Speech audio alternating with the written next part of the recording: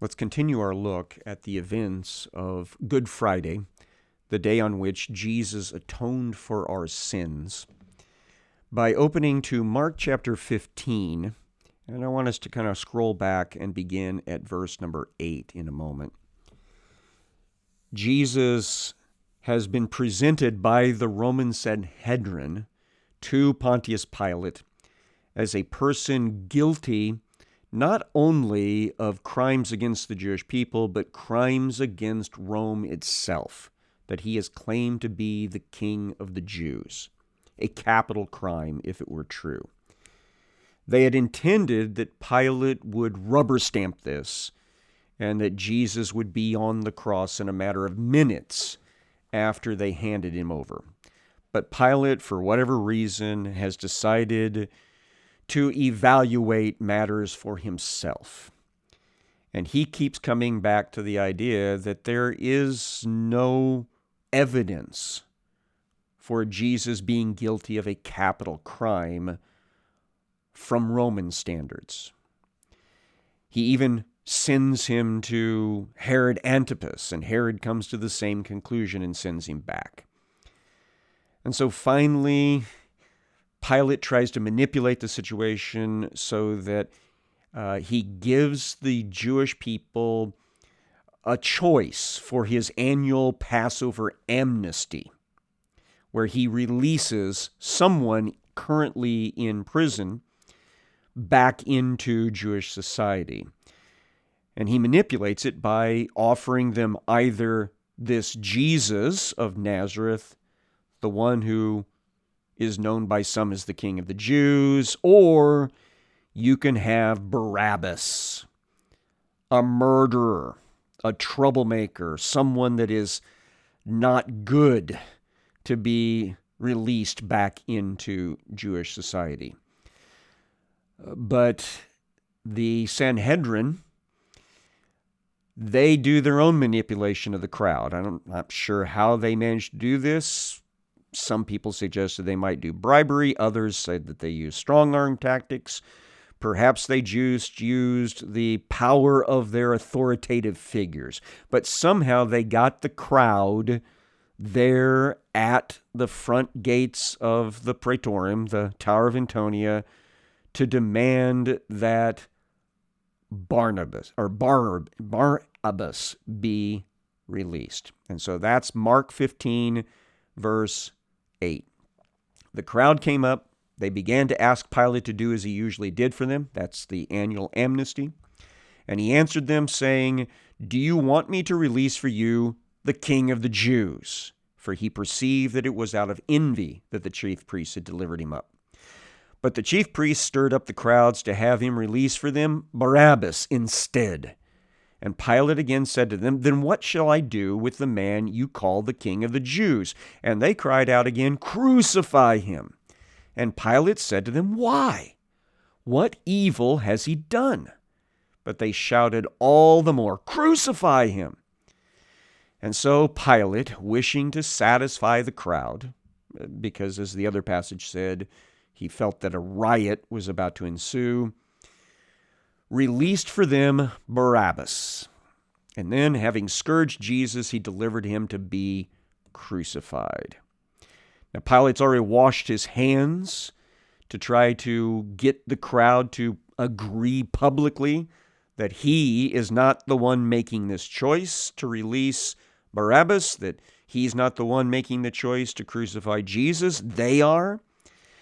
But it becomes clear as the story progresses that Pilate really doesn't want to crucify Jesus still.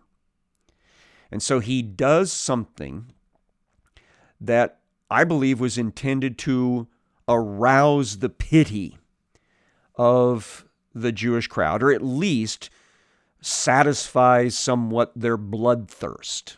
And that is to scourge Jesus horribly and to mock him.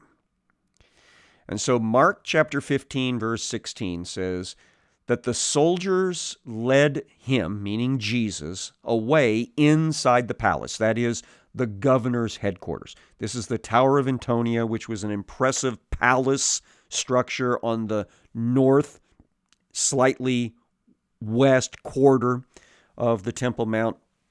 It was originally built back in the time of the Hasmoneans. It was a fortified palace, and therefore it became, for the Romans, the perfect place to run security at the Temple Mount and at Jerusalem as part of their responsibilities.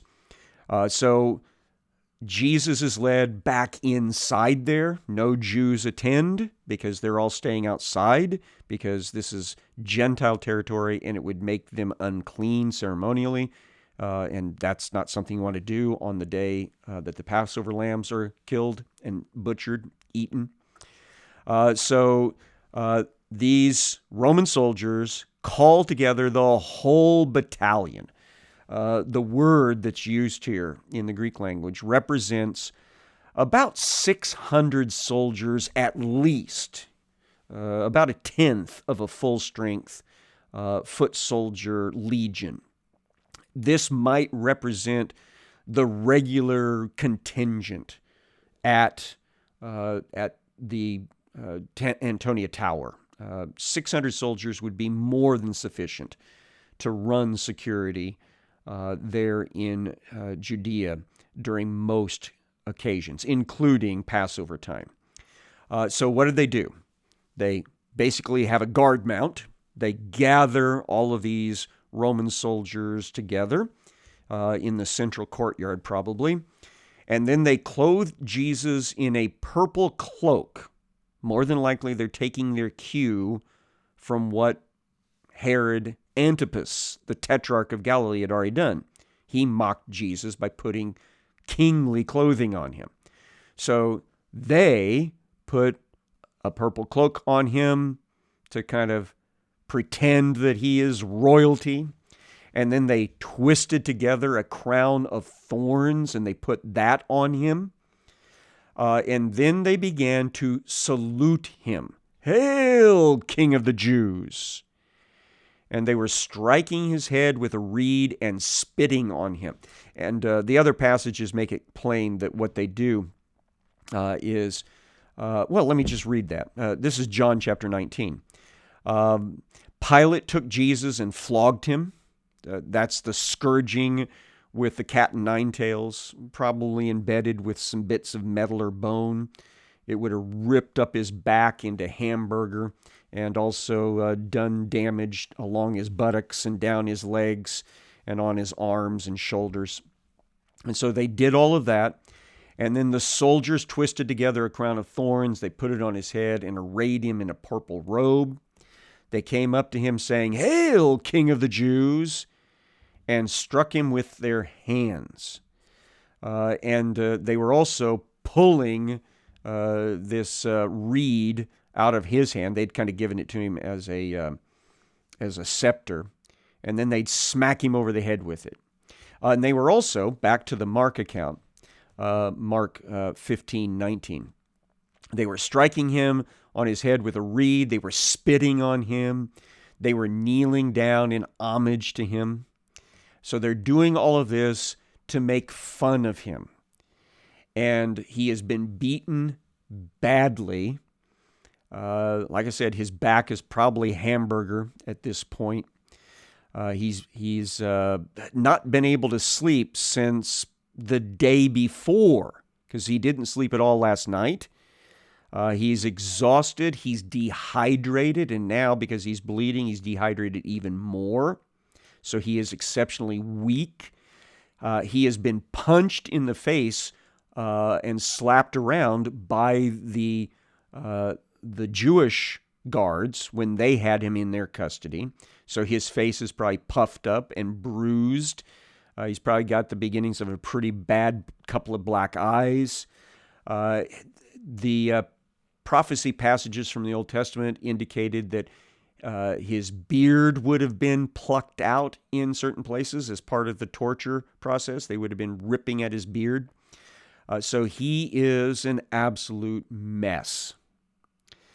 And then John tells us what Pilate does next, which is what tells me Pilate was intending to present him as a pitiable, beaten, weakened figure that didn't really need to be executed. John chapter number 19, verse 4. Pilate then went out and said to them, "See, I am bringing him out to you, that you may know that I find no guilt in him." Here we are again. We're back to it. He has repeatedly told them this, even when he caved into their demands. Now he's back to saying, I'm going to bring him out to you one more time so that you can see him. I don't believe he's guilty of a capital crime. So verse 5, Jesus came out wearing the crown of thorns and the purple robe, which is probably blood-soaked all along his back and shoulders. They can see that he is a mess with his face, his beard in patches. And Pilate said to them, "Behold the man." Effectively saying, this is the guy that you're so afraid of. This is the guy that you don't think you can stand living. Now, when the chief priests and the officers saw him, they cried out, "Crucify him! Crucify him!" Because that's their goal. That's been their goal the whole time. They've wanted him dead at the hands of the Romans, and Pilate is dragging his feet. And so Pilate said to them, "You take him yourselves and crucify him, for I find no guilt in him."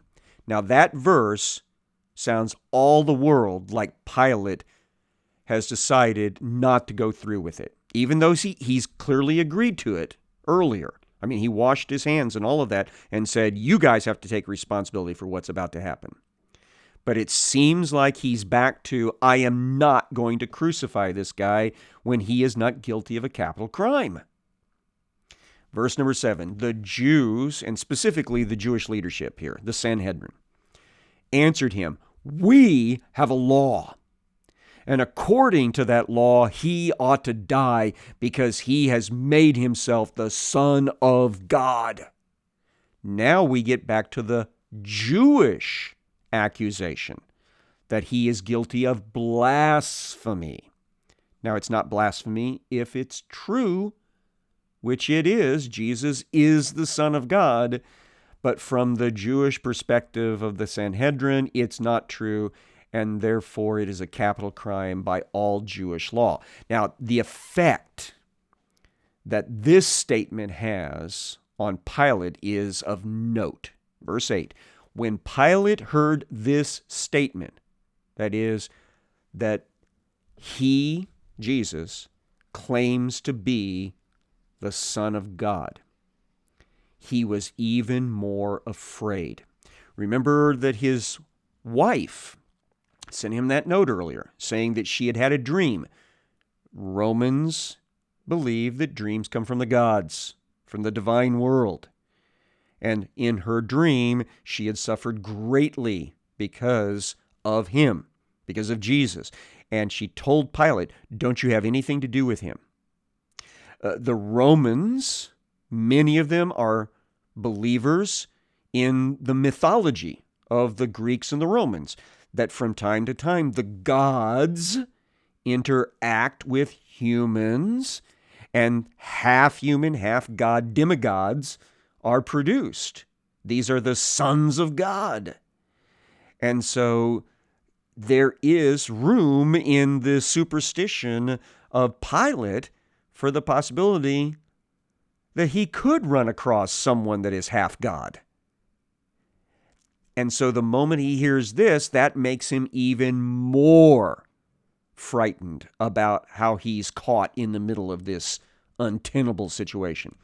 Verse number 9, he entered his headquarters again and said to Jesus. So he leaves the front of the praetorium, the place where he's got his seat set up, probably on a little high platform just outside the front gates. He leaves there and goes back inside to his own little office. He takes Jesus with him. The soldiers are taking him back in. And he sits down and he starts talking to Jesus again. He said to him, "Where are you from?" Now, he's not specifically wanting to know a town, because he's probably already been told that. He's from Nazareth in Galilee. He's thinking more of what's your origin story? Are you one of those half gods? But Jesus gave him no answer. Now, I've shared with you before, when Jesus is in the presence of the Sanhedrin during this whole Roman phase, he doesn't talk to Pilate. But when he's away from the Sanhedrin, he has talked to Pilate every single time until now. Now he doesn't answer. So Pilate said to him, "You will not speak to me? Do you not know that I have the authority to release you?" Notice that he puts that first. That's where his emphasis is. Don't you understand? I could give you freedom at this point. And I also have the authority to crucify you. And so Jesus answered him, "You would have no authority over me at all unless it had been given to you from above." That's the principle we see in Romans 13, right? That there is no human government that did not come into power without the active or permissive will of God being exercised. So Pilate is prefect because God let him be prefect. Pilate has the authority of life and death because God permitted that circumstance and situation. And then Jesus finishes with this, "Therefore, he who delivered me over to you has the greater sin." The reference there, I believe, is a reference to Caiaphas, the high priest of the Jews, and the pretty much the leader of the Sanhedrin. He is the official Sanhedrin representative. And so he's the one, Jesus says, has the greater accountability, because he should have known better. Verse 12, from then on, Pilate sought to release him. So Pilate is definitely wanting out of this circumstance, this situation, because of what his wife said to him, because of the fact he's looked at the case. He knows there's no capital crime from a Roman standpoint. This is all Jewish stuff. And he also is worried that Jesus is somehow tied into the supernatural world. And so he wants out of it. So he goes back outside, apparently, and tells them, "I'm not going to do it. I'm not going to execute this man." But the Jews cried out, "If you release this man, you are not Caesar's friend. You are not Caesar's friend. Everyone who makes himself a king opposes Caesar." Now that is the final straw. That is what changes everything. Let me explain to you why. And this is not original to me. I have actually seen this in other teachings elsewhere. Paul Meyer, I give a lot of credit to for really expanding on this concept. Pontius Pilate was promoted to this position of leadership, this prefecture, during a time when Tiberius Caesar had ceded a lot of his decisions over to a man called Sejanus. He was the master of his horse, I think. So he was a high-placed military commander. And this Sejanus was using all of that authority in order to set the stage for a coup so that he could become the next emperor of the empire. But that coup fell apart.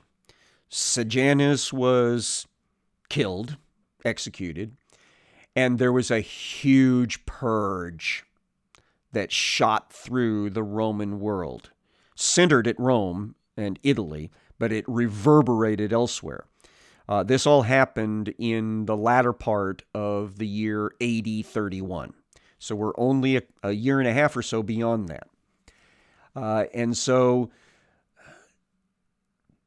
the only way, probably, that Pilate escaped being caught up in that purge is because he had been appointed so early in Sejanus's administration of these matters, and also because he was stationed so far away from Rome. I mean, he's clear out in the eastern end of the empire. But there was always going to be this cloud hanging over Pilate's head that he was a Sejanus appointee.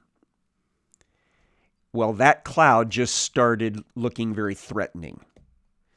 When it says here, you are not Kaiser's friend, the implication is you are not acting like you believe Tiberius is the one in charge. We're going to report you to Tiberius. And so Pilate would have been terrified that this information would have possibly colored him as part of that original coup and gotten him killed. And so verse 13 says, so when Pilate heard these words, that tells us this is the decision point. He brought Jesus out, so back out into the front. And then he sat down on the judgment seat at a place called the Stone Pavement, and in Aramaic it's called Agabata. So this is probably a decorative plaza that's right in the front of the Tower of Antonia. I believe that the arrangement between the Temple Mount was this. The northern wall of the temple complex probably was separated from the southern wall of the Antonia Palace Tower by a good broad street.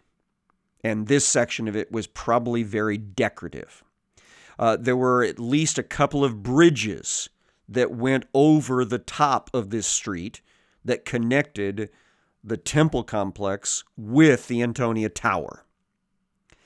And so somewhere in this decorative part of the street, this is where Pilate has set up his judgment seat so that he could deal with Jewish matters out in the open, where they wouldn't be ceremonially made unclean.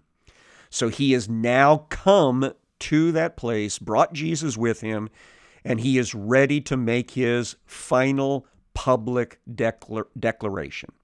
Now, John tells us in verse 14, now it was the day of preparation of the Passover. The word for preparation here is the common word for Friday in the Greek language. The Jewish people used it as the idea of the preparation for the Sabbath day. And this particular Sabbath day happens on the 15th, which is the day, the first day of the Feast of Unleavened Bread. So it's a very particularly high Sabbath. John then says it was about the 6th hour. Now that's our English Standard Version and pretty much all the other versions out there based on most of the manuscripts. But there are additional manuscripts out there that say the 9th hour. And I think that's the more authentic one. The Jewish people, their hours start at sunrise. So the 9th hour is going to be 9 o'clock in the morning or mid-morning. And the other texts tell us that's when Jesus was crucified. So it's almost that time. John tells us. Almost. And that's when he said to the Jews, "Behold your king."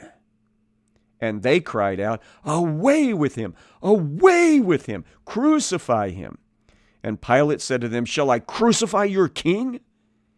And the chief priests answered, "We have no king but Caesar." Now, they will rue the day they said some of these words, because they don't really want Caesar to be their king, and they also don't want to take accountability for the blood of Jesus. But Pilate gets them on the official record here, that what he's about to do, he does because they want it.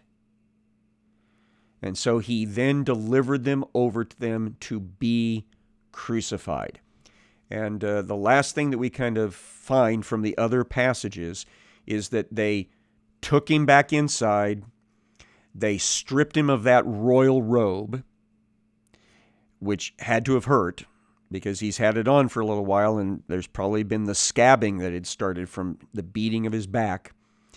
And then they put his own clothing back on him, and then they began leading him out to the place of crucifixion.